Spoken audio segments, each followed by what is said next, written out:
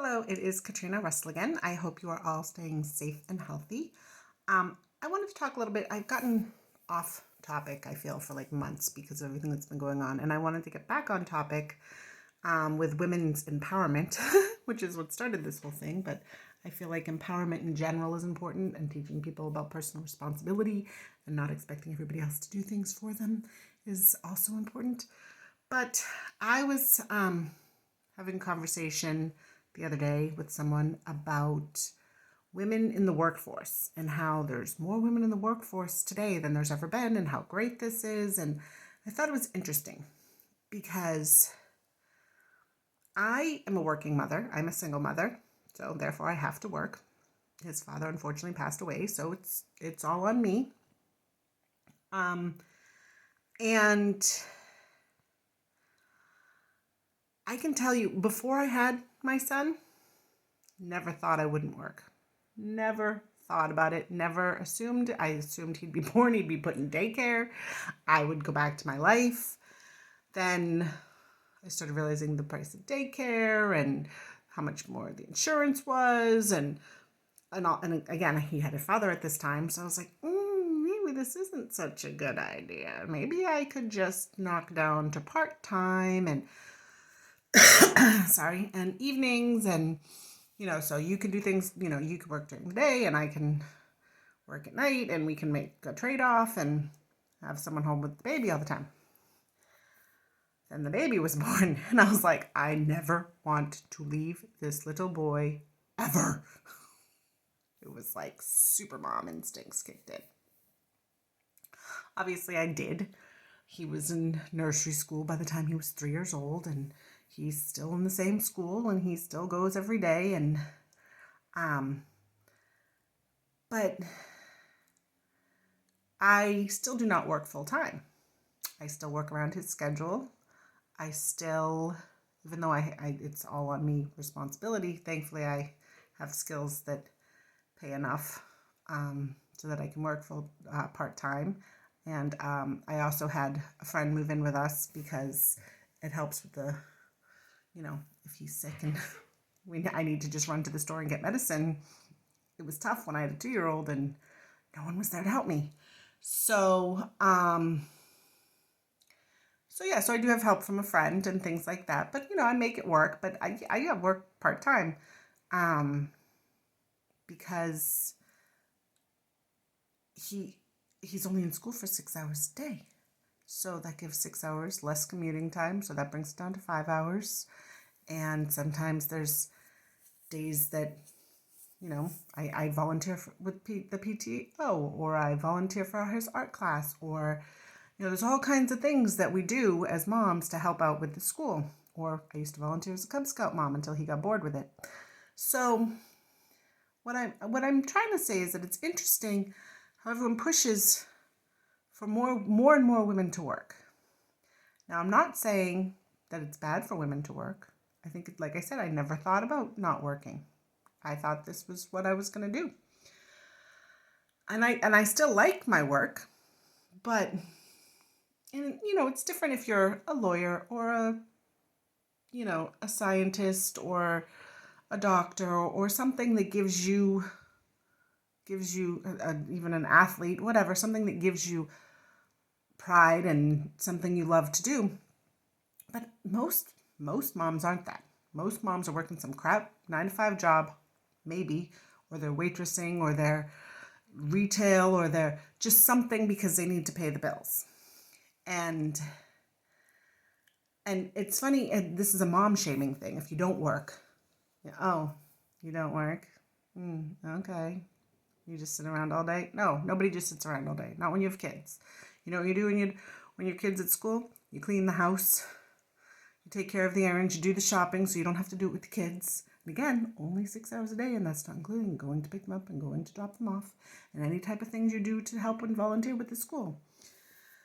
And I think it's hysterical that, like, if you say that you go to work at a daycare or a nanny or a teacher and you're taking care of kids, that's fine. If you say you're a house cleaner and you go to other people's houses and clean, that's fine. That's a job.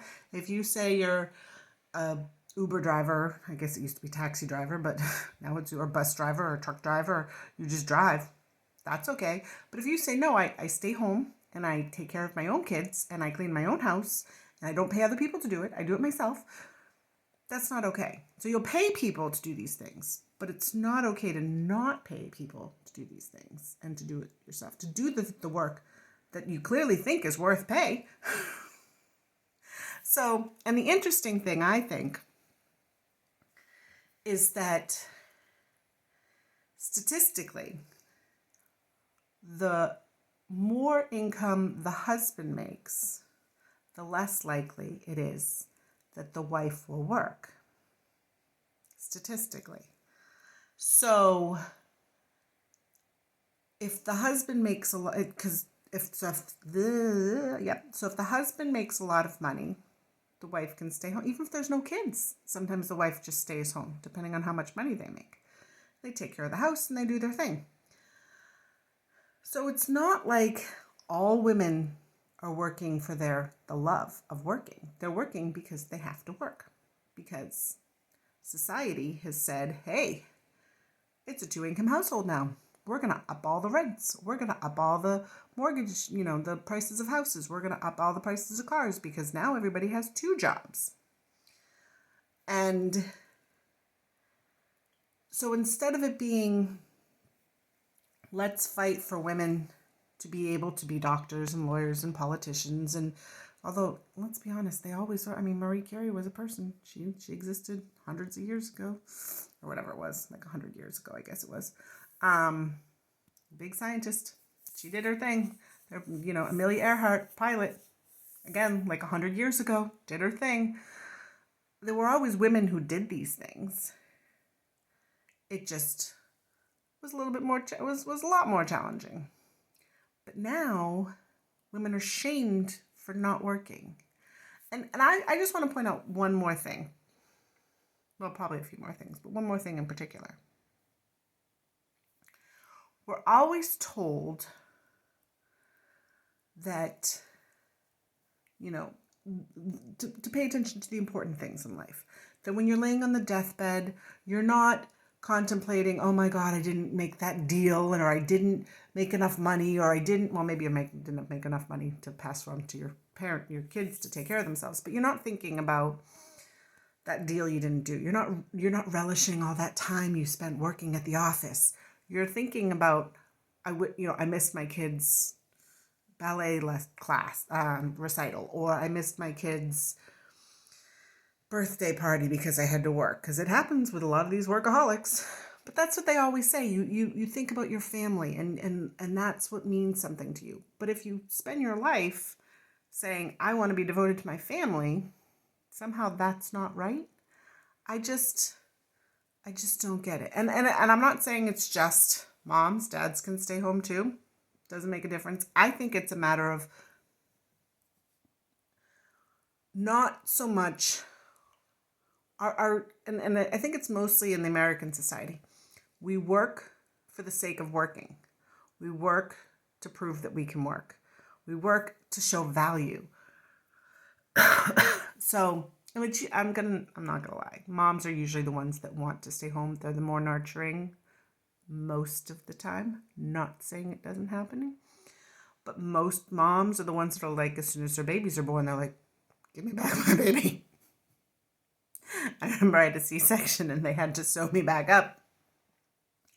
And they had to take my son, to the nursery to have him all taken care of. And I was like, why are you taking my baby? And they're like, we have to sew you up. And I'm like, no, I'm good. And they're like, no, you're not. Like, you have organs that are hanging out. You're really not. I'm like, I'm fine. I just want my baby. Do not take my baby. I was a little crazy. And they just laughed. But they said it's not completely uncommon. Like, just give me my baby.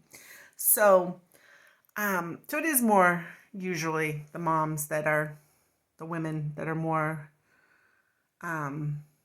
nurturing. Not to mention, biologically, we birth them and feed them and all the other stuff that goes along with it. So, but again, I was raised by a single dad. He was perfectly fine taking care of us, and I have no problem with men who want to stay home and take care of their kids. I think I have a problem with the fact that our society has made it so that especially if you're a mom, and I don't know why it's especially, if you're a stay-at-home dad, people are like, oh, that's so great, you're taking care of your kid. It's like, it doesn't matter. Oh, it's so great, you're taking care of your, I mean, although I will say men tend to be like, oh, really? So the wife wears pants in the family. But it's more of a joke. But if you're a stay-at-home mom, for some reason, it's a shameful thing. And I mean, you could have 5 kids. I have 1 kid and he's a lot of work. 5 kids. God bless you. I don't know how you do it. I used to want like 100 when I was little, and then my friends started having kids, and I was like, oh, yeah, maybe like 2 or 3. And then, like I said, his father died, so it turned into 1. But yeah, it's just, I don't know when society decided that work wasn't about just fulfilling certain needs, because that's what it was. Like, it was always the women stayed home. You know, they think it's this big men hated women thing, but it wasn't. It was men protected women. The women stayed home with the babies, like cavemen even. The women stayed home and fed the babies, because that's the only way back then babies could be fed. And the men went out and, like, killed a deer, and that's what they ate, and then they dragged it home, and that's what they did. And then eventually they started to do farming, and the moms would stay home and take care of the babies until the babies were old enough, and then they would go out and join on the farms. And sometimes the babies, grew into kids, and because they had like 100 kids, and 6 of them would survive. And so the older ones would go out and work on the farms, and the mom was still having babies. That was literally her job, was to have babies, to work the farm. But it was like, that was to survive. Like, you needed it to survive. And then, as time got on and you weren't working the farms, and you were having different kinds of jobs, and you were just having babies so that you could have life, and you could, have little people who you love, and you can go on with society and the world. And men would go off and do the work, and the mom would stay and do housework. Remember when it was called housework? Because it was work you did at the house, and that was fine. That's what your work was. Taking care of the babies and cleaning the house and doing things.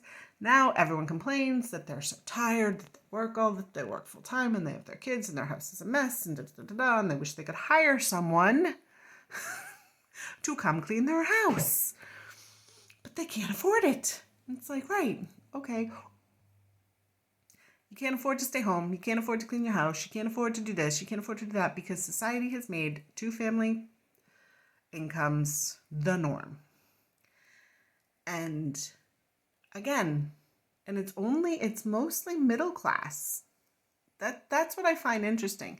If you're like super rich, just like, not even the 1%. I'm not even talking about the 1%. I'm just saying, if your husband makes enough money, 100,000, 200,000, whatever it is, not like Jeff Bezos, super gajillionaire, but like just enough money that he can survive, that he can get by. My kid goes to private school. There's a lot of stay-at-home moms. Of course, it's Catholic school, so they all have like 500 kids, but they stay home and they don't work, or they have like a little side thing. They don't find it to be, and I don't know if it's because it's the Catholic school. Like, that's just how it is. But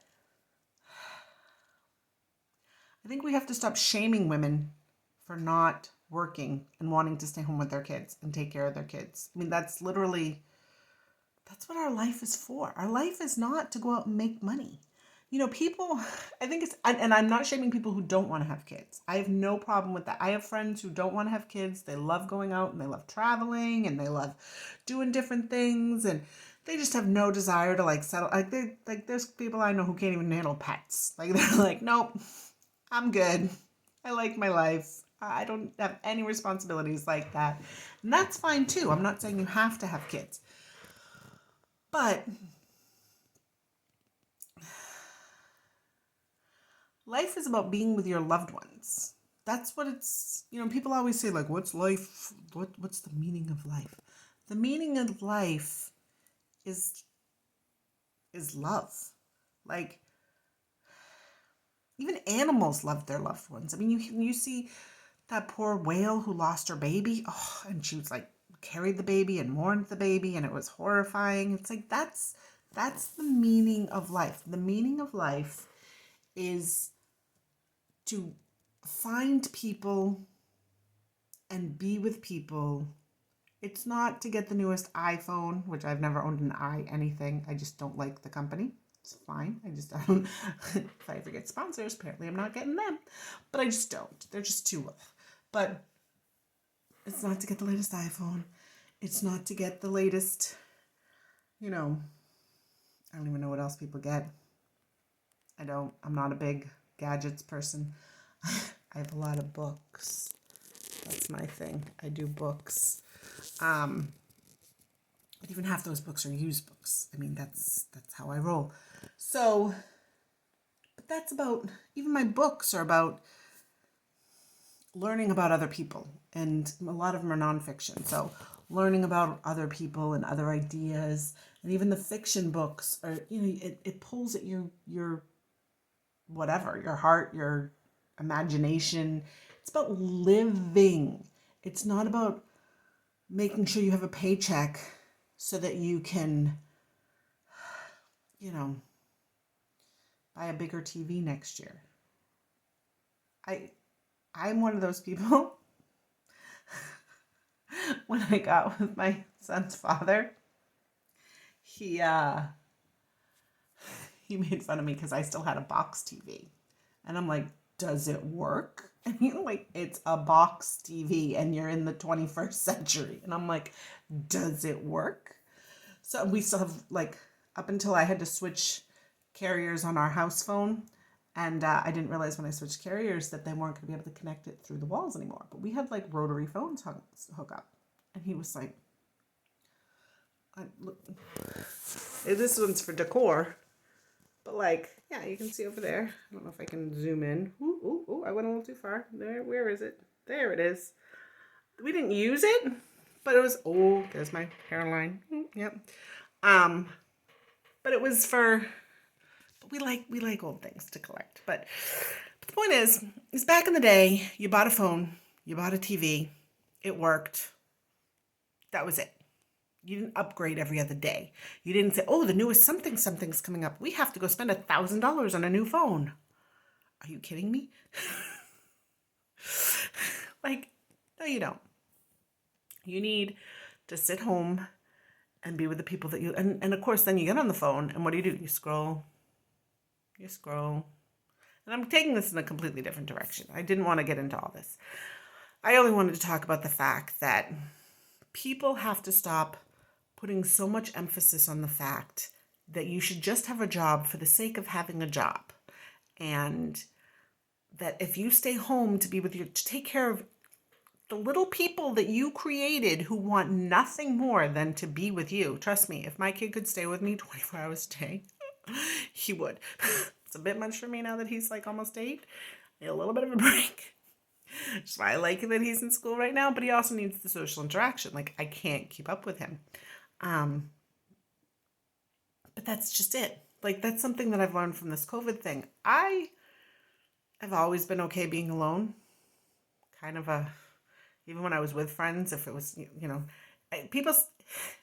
I'm an extroverted introvert. Like, I can talk, I can do things, I can carry on conversations, I can talk about anything with anybody. But, like, if there's a crowd, I get a little bit overwhelmed. And I like one-on-one situations. And when I walk in, like, even when I was a teenager and would go to concerts, like, after a while, I'd be like, I'm just going to go to the back for a second because this is a bit much. But with COVID, like, there's time, I'm like, I just want to, like, have people over. I just want to like go see someone's face when I see them. I want to interact. That's what human beings are designed. We're literally designed to be with other people. We're group. We're group people. We're, what is it called? Tribal people. We need societies, and and that's what's important to us, is the people in our life, not the stuff, not the job, not the paycheck. I mean, yes, make sure you have food and clothing and shelter and some, the basics of that make life comfortable, and heat and electricity and running water, and TV's nice. But I have conversations with my kid all the time. Shut off the electronics. Electronics are not life. They are not life. They are the things that you do when their life is not going on. Shut off the electronics. We're going for a walk. We're going for a hike with your cousins. We're going outside to play. We're going sledding. I live in New England. It's super, super snowy this year. Well, actually, in the last week or so, it wasn't too snowy over Christmas, which he's very disappointed about. But yeah, we're creatures that like other people. We like companionship. Now it's become, little girls shouldn't be taught just to grow up and get married and have children. Why not? Now, again, if you don't want to have children, if you don't want to get married, that's completely fine. That's your choice. But why is it wrong for the girls that want that? Literally, family is the most important thing in people's lives. It's the most important thing to most people's lives. It's the thing that they look back on their deathbed remembering. Why is it so wrong for women to want to grow up and get married, have a healthy, good marriage, and have healthy, good children? I just don't get it. Anyway, I went over time that I wanted to do. And thank you very much. If you like what I have to say, or if you don't like what I have to say, doesn't matter. Subscribe, like, share, do the whole thing. And I will talk to you later. Bye.